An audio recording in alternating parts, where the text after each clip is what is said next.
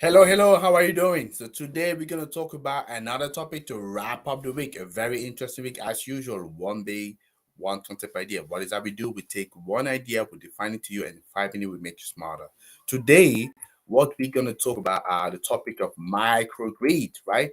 It's an innovative approach to energy management that is transforming the way we think about energy.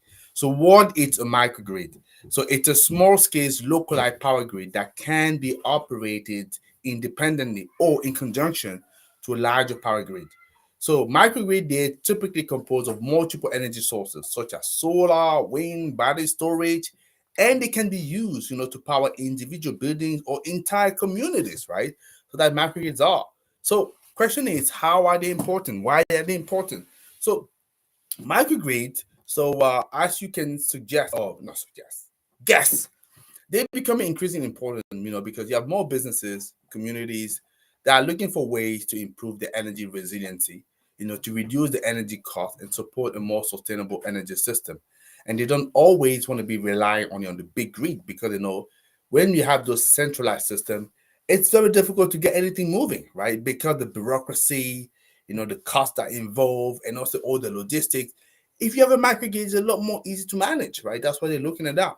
So by providing a localized source of energy that can operate independently from those larger power grid, so as a microgrid, you can help to reduce the risk of power outages, right? You can improve the reliability of the energy supply, and you can provide a more stable and predictable source of energy, right? That's trivial, right? So how do they work? How do actually microgrid work? So that's probably a question as well you want to know.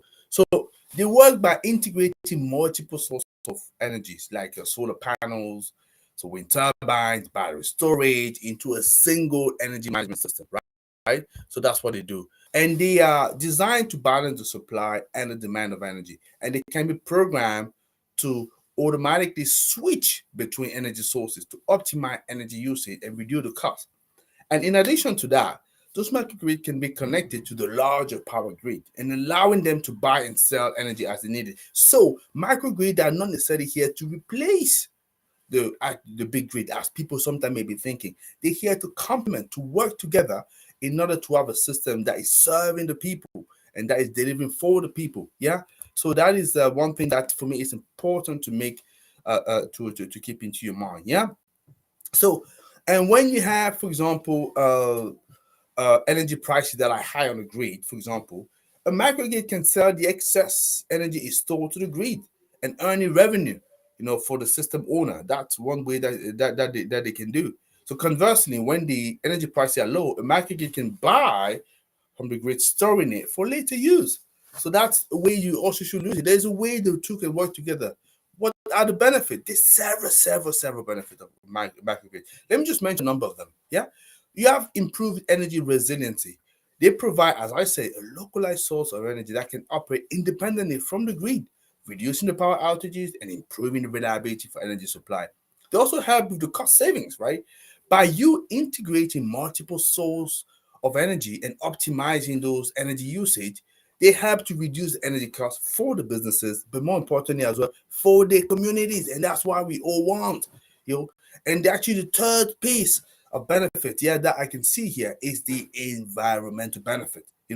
They can help to reduce your carbon emission by promoting the use of renewable energy sources such as solar, wind, hydro, and so on and so forth.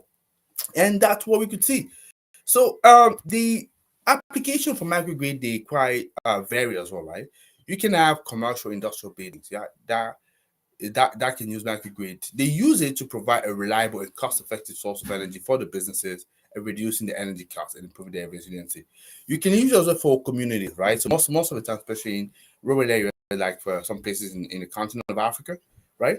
So they provide a localized source of energy for the remote communities that cannot be connected to the larger grid because, first of all, like I say, there's a lot of technical issues, also financial issues. It's just not financially doable to do it. You look at microgrid to do it. And you look at that as well for military installation. Yeah, absolutely. When you're looking at people going to war, places like, I don't know, I may say Afghanistan, because that's what I have in mind quickly. Even Russia, Ukraine. Hey, how do you think this guy they need power to run their operations? How would they do that? They're not connected to the grid necessarily. They use microgrid.